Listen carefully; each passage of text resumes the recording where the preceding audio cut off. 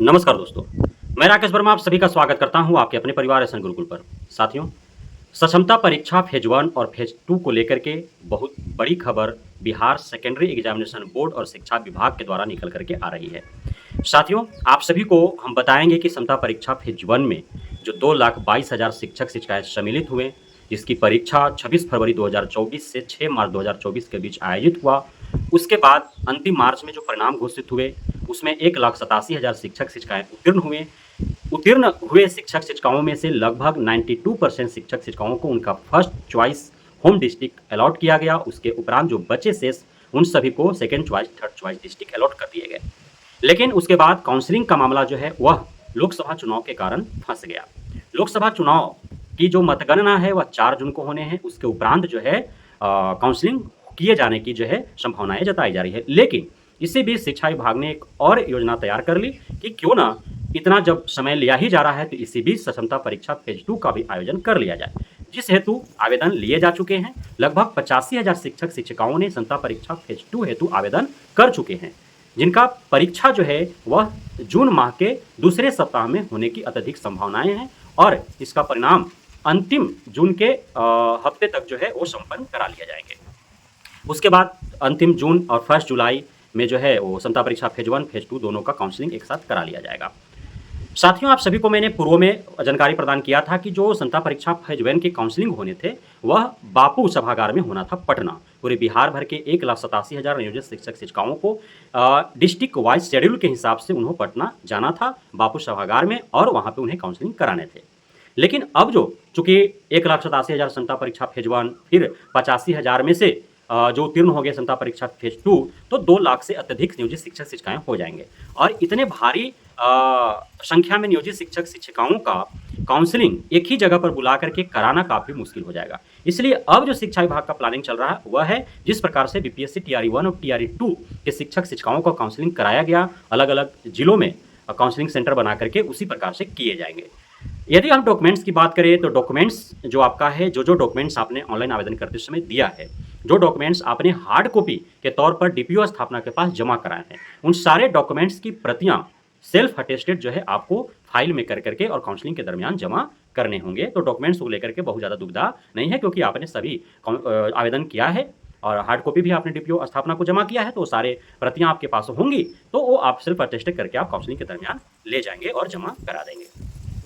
साथियों, मैंने आप सभी को पिछले कई वीडियो में बताया कि नियोजित शिक्षकों को प्राथमिकता दी जा रही है कि उनके मेरिट के आधार पर अत्यधिक से अत्यधिक संख्या में नियोजित शिक्षकों को शहर के सरकारी विद्यालय में पदस्थापित किया जाए या फिर शहरों के इर्द गिर्द जो सरकारी विद्यालय है उसमें पदस्थापित किया जाए। इस हेतु 26 मई 2024 से 2 जून 2024 तक अलग अलग जो बिहार के 9 प्रमंडल है तो प्रमंडल के आधार पर जो है शेड्यूल जारी किया गया है और सभी की जिम्मेदारी दी गई है कि तय समय पर वह जो है शिक्षा विभाग को अपने यहाँ से 2 अलग अलग भागों में बांट करके कि ग्रामीण सरकारी विद्यालयों में कितनी रिक्तियां हैं और शहरी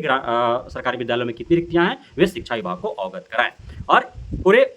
जोर शोर से जो है रिक्तियां इकट्ठा करने की कवायद चालू है। 2 जून तक अंतिम डेडलाइन दे दिया गया है और उस समय तक जो है सभी को जमा करा देने हैं। उसके बाद से जो है अब तय किया जाएगा कि जो मेरिट तैयार करने हैं विद्यालय अलॉटमेंट का, तो चूंकि शहरों में कितने सरकारी विद्यालय हैं, गांव में कितने सरकारी विद्यालय हैं, तो मेरिट के आधार पर जिनके अत्यधिक मार्क्स हैं उनको शहरों में प्राथमिकता दिया जाएगा और कम मार्क्स वाले को गाँव में भेज दिया जाएगा। तो उस आधार पर उनको अलॉटमेंट करना है तो रिक्तियाँ मंगानी आवश्यक है, उसी अनुरूप में मेरिट बनाया जाएगा विद्यालय अलॉटमेंट का। तो ये कवायद चालू कर दी गई है। सक्षमता परीक्षा फेज 2 का परिणाम घोषित होगा डिस्ट्रिक्ट अलॉटमेंट होने के उपरांत ही जो है काउंसलिंग आरंभ कर दिए जाएंगे। काउंसलिंग संपन्न होगा और उसके बाद स्कूल अलॉटमेंट करके उनको योगदान करा लिया जाएगा। साथियों, आप सभी को मैंने पहले भी बताया है कि जिस प्रकार से बीपीएससी टीआरई 1 और टीआरई 2 का जो विद्यालय अलॉटमेंट हुआ और उसमें जो गली मोहल्ले चौक चौराहे चट्टी बाजार पर जो चर्चाएं चली और काफ़ी हद तक वो सही भी था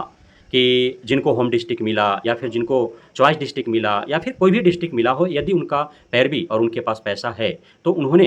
अपने इच्छा अनुसार जो है उस जिले में विद्यालय ले पाने में वो कामयाबी हासिल कर पाए। यह हुआ है, खेला गया है ऐसा, और उसी आधार पर सक्षमता परीक्षा फेज 1 और फेज 2 के लिए भी चल रहे हैं। चूँकि अब चाहे वो बीपीएससी टीआरई 1 टीआरई 2 का विद्यालय अलॉटमेंट का बात है और क्षमता परीक्षा उत्तीर्ण शिक्षक शिक्षिकाओं के विद्यालय अलॉटमेंट का बात हो, वो सभी तो वही पदाधिकारीगण कर रहे हैं ना, क्योंकि शिक्षा विभाग को ही काउंसलिंग कराने हैं तो सारे वही पदाधिकारी हैं और पदाधिकारियों की जिम्मेदारी है कि वे जो है जिला से रिक्तियाँ भेजें और किस प्रकार से जो है स्कूल अलॉटमेंट करने हैं, उसमें डिस्ट्रिक्ट के प्राधिकारियों को भी जो है वो दिया गया है अधिकार,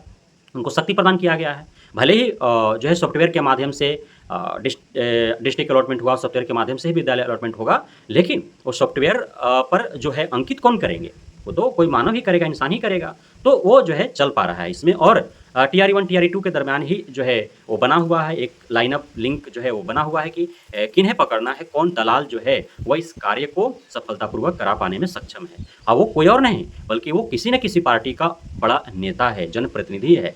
और वह जो है अधिकारी पदाधिकारियों से मिल करके और इस प्रकार के कुकृत्य कर रहे हैं। हालांकि इसमें दोष सिर्फ अधिकारियों या जनप्रतिनिधियों का नहीं है, बल्कि जो शिक्षक शिक्षिकाएं हैं उनका भी है, क्योंकि वो चाह भी रहे हैं कि उनको जो है घर से नज़दीक उनको विद्यालय मिल जाए, रोड पर विद्यालय मिल जाए, काफ़ी दूरी पर विद्यालय ना हो और अच्छे विद्यालय मिल जाए। अर्थात अच्छे कहने का मतलब हो कि भवन अच्छा हो, कैंपस अच्छा हो, सुरक्षा से लिहाज से बेहतर हो, वहाँ पे शौचालय हो, पेयजल की सुविधा हो, वहाँ पे पूर्व से प्रधानाध्यापक शिक्षक शिक्षिकाएँ जो हैं वो बेहतर हों। तो सारे जो है सुविधाओं को देखते हुए और विद्यालय जो है वो पसंदीदा लेने का कवायद चालू है शिक्षक शिक्षिकाओं के द्वारा। और टीआरई 1 टीआरई 2 के दरमियान जो विद्यालय अलॉटमेंट हुए उसमें तो बहुत कम लेन देन हुए हैं, कम पैसा में ही और कम लोगों तक ही वो पहुंच पाया। लेकिन टीआरई 1 टीआरई 2 जब सफलतापूर्वक जब वो कार्य संपन्न हुए, अधिकारी पदाधिकारी जनप्रतिनिधि दलाल जो थे वेदांत सेटिंग करने में सक्षम हो गए, तो उसकी हवाएं जो है वो और तेज बहीं। और संहिता परीक्षा फेज 1 से जो उत्तीर्ण शिक्षक शिक्षिकाएं हैं, चूंकि उनको अत्यधिक संख्याएं में उनको ट्वाइस डिस्ट्रिक्ट ही मिला है, होम डिस्ट्रिक्ट मिला ही है, तो वे चाहेंगे कि वो अपने घर से ही विद्यालय में ड्यूटी करें। तो वो चाह रहे हैं कि काफ़ी नज़दीक उनको विद्यालय मिल जाए, मुख्य मार्ग पर उनको विद्यालय मिल जाए। शहर और गाँव से उनको लेना देना बहुत ज़्यादा नहीं है, क्योंकि शहर गांव से लेना देना उनको ज़्यादा है। जो दूसरे जिला में जिला बदर जिनको कर दिया गया, वो चाहेंगे कि हम दूसरे जिला में जाएं तो शहरों में ही मिले तो बेहतर होगा। लेकिन जो अपने ही जिला में है उनको शहर और गांव से मतलब नहीं है, उनको मतलब है कि जो उनका घर है उससे वो काफ़ी नज़दीक पर उनको विद्यालय मिल जाए, और जिसका बड़ा कैंपस है, पेड़ पौधे जहाँ पे हैं, जहाँ पे प्रधानाध्यापक और पूर्व के शिक्षक अच्छे हैं, जहाँ पे उपस्थिति छात्र छात्राओं का अच्छा है, जहाँ पे हर भौतिक मूलभूत सुविधाएं हैं, पेयजल की सुविधा है, रसोई घर है, शौचालय है, सारे चीज़ हैं, तो वहाँ की मांग और अत्यधिक है। तो वहाँ पे 2.5-3 लाख रुपया जो उस विद्यालय के लिए घूस लिए जा रहे हैं। लेकिन चाहिए कि हमको घर के 8-10 किलोमीटर के रेंज में चाहिए, हमको मुख्य मार्ग पर चाहिए, तो वैसे विद्यालयों के लिए 1 लाख 1.5 लाख रुपया काफ़ी है। इस प्रकार के धांधली सेटिंग चल रहे हैं। तो अब टीआरई 2 या 1 हुआ, उसी अनुरूप जो है संहिता परीक्षा फेज 1 और फेज 2 के विद्यालय अलॉटमेंट भी जब चल रहे हैं, तो मेरिट तो ताका पर रखा गया। जो कहा जा रहा है कि मेरिट के आधार पर शहर और गांवों में विद्यालय मिलेंगे, मेरिट के आधार पर जो है विद्यालय अलॉटमेंट होगा, तो उस मेरिट का कोई महत्व तो रह नहीं गया, क्योंकि सारे कार्य तो घूस से हो रहे हैं, धांधली सेटिंग से हो रहे हैं। तो इसमें अब आप सभी संलिप्त हैं, तो कोई किसी के विरुद्ध क्यों जाएगा? सभी बहती गंगा में हाथ धोने के लिए तैयार हैं। तो इस प्रकार से जो है संहिता परीक्षा फेज 1 और फेज 2 का जो आगे का जो कार्यक्रम है, जो प्रक्रियाएं हैं, वो आपको संपन्न कराए जाएंगे। जो संहिता परीक्षा फेज 2 में 85,000 नियोजित शिक्षक शिक्षिकाओं ने जो आवेदन किया है, जल्द ही उनकी परीक्षा आयोजित की जाएगी, क्योंकि चुनावी प्रक्रिया अब संपन्न होने को है। उसके बाद उनका परिणाम घोषित होगा और संहिता परीक्षा फेज 1 और 2 दोनों का जो सम्मिलित रूप से काउंसलिंग करा लिया जाएंगे। और जहाँ तक उम्मीद है कि बापू सभागार में जो सेंट्रलाइज तरीके से जो काउंसलिंग होने थे, वो अब डिसेंट्रलाइज करके और अलग अलग कई जिलों में जो है काउंसलिंग सेंटर बनाए जा सकते हैं, जो है नियोजित शिक्षकों के लिए सुविधाजनक भी होगा, और चाहिए भी ऐसा ही, क्योंकि काफ़ी तादाद में जो है शिक्षक शिक्षिकाएं हो जाएंगे। और जो शिक्षक शिक्षिकाएं जो नियोजित हैं, संहिता परीक्षा नहीं दे पाएंगे या फिर नहीं उत्तीर्ण कर पाएंगे, वे नौकरी के रूप में ही रहेंगे ही, नियोजित शिक्षक के रूप में कार्य करेंगे। लेकिन वे ऐसा न सोचे कि उनका स्थानांतरण नहीं होगा, क्योंकि के पाठक जो है नियोजित शिक्षक के तौर पर जो अंततः रह जाने वाले जो शिक्षक हैं, उनके स्थानांतरण के लिए भी वो प्लानिंग तैयार कर रहे हैं, जिसकी पूरे विवरण के साथ मैं विस्तार पूर्वक जो है आगे लगे वीडियो में आपको जानकारी प्रदान करूंगा। तब तक के लिए धन्यवाद, बहुत बहुत धन्यवाद आप सभी साथियों का हमारे साथ जुड़े रहने के लिए, बने रहने के लिए, हमें इतना प्यार देने के लिए, हमारे साथ भरोसा बनाए रखने के लिए। जय हिंद।